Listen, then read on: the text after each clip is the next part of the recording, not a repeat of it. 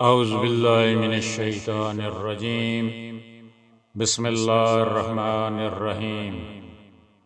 ترجمہ: آپ کہہ دیجئے کہ میں تو تم جیسا ہی ایک انسان ہوں۔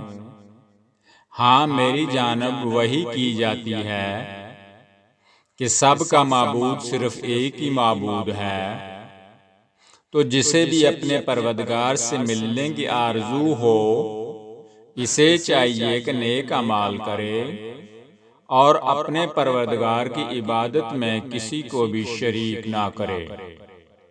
سورہ کاف آیت نمبر 110۔ تفسیر ابن کثیر سید البشر صلی اللہ علیہ وآلہ وسلم۔ حضرت میر معاویہ بن ابی سفیان رضی اللہ تعالی عنہ کا فرمان ہے کہ یہ سب سے آخری آیت ہے جو حضور صلی اللہ علیہ وآلہ وسلم پر اتری۔ حکم ہوتا ہے کہ آپ لوگوں سے فرمائیں کہ میں تم جیسا ہی ایک انسان ہوں، تم بھی انسان ہو۔ اگر مجھے جھوٹا جانتے ہو تو لاؤ اس قرآن جیسا ایک قرآن تم بھی بنا کر پیش کرو۔ دیکھو، میں کوئی غیب داں تو نہیں۔ تم نے مجھ سے ذوالقرنین کا واقعہ دریافت کیا، اصحاب کہف کا قصہ پوچھا تو میں نے اس کے صحیح واقعات تمہارے سامنے بیان کر دیے جو نفس الامر کے مطابق ہیں۔ اگر میرے پاس اللہ کی وحی نہ آتی تو میں انگشتہ واقعات کو جس طرح وہ ہوئے ہیں تمہارے سامنے کس طرح بیان کر سکتا۔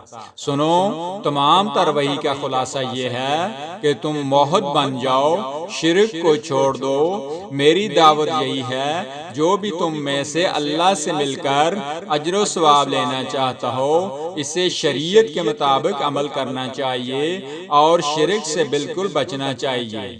ان دونوں رکنوں کو بغیر کوئی عمل اللہ کے ہاں قابل قبول نہیں، خلوص اور مطابقت سنت ہو۔ ایک شخص نے حضرت صلی اللہ علیہ وآلہ وسلم سے دریافت کیا تھا کہ بہت سے نیک کاموں میں باوجود مرضی رب کی تلاش کے میرا ارادہ یہ بھی ہوتا ہے کہ لوگ میری نیکی دیکھیں تو میرے لیے کیا حکم ہے؟ آپ خاموش رہے اور یہ آیت اتری۔ یہ حدیث مرسل ہے۔ حضرت عبادہ بن صامت رضی اللہ تعالیٰ عنہ سے ایک شخص نے سوال کیا کہ ایک شخص نماز، روزہ، صدقہ، خیرات، حج، زکوٰۃ کرتا ہے، اللہ کی رضامندی بھی ڈھونڈتا ہے اور لوگوں میں نیک نامی اور بڑائی بھی۔ آپ نے فرمایا اس کی کل عبادت عقارت ہے۔ اللہ تعالیٰ شرک سے بیزار ہے۔ جو اس کی عبادت میں اور نیت بھی کرے تو اللہ تعالیٰ فرما دیتا ہے کہ سب اسی دوسرے کو دے دو، مجھے اس کی کسی چیز کی ضرورت نہیں۔ ابو سعید خدری رضی اللہ تعالی عنہ کا بیان ہے، ہم حضور صلی اللہ علیہ وآلہ وسلم کے پاس باری باری آتے، رات گزارتے، کبھی آپ کو کوئی کام ہوتا تو فرما دیتے۔ ایسے لوگ بہت زیادہ تھے۔ ایک شب ہم آپس میں کچھ باتیں کر رہے تھے، رسول مقبول صلی اللہ علیہ وآلہ وسلم تشریف لائے اور فرمایا یہ کیا خسر پسر کر رہے ہو؟ ہم نے جواب دیا یا رسول اللہ، ہماری توبہ کہ ہم مسیح الدجال کا ذکر کر رہے تھے اور دل ہمارے خوف زدہ تھے۔ آپ نے فرمایا میں تمہیں اس سے بھی زیادہ دہشتناک بات بتاؤں؟ وہ پوشیدہ شرک ہے کہ انسان دوسرے انسان کو دکھانے کے لیے نماز پڑھے۔ تفسیر ابن کثیر۔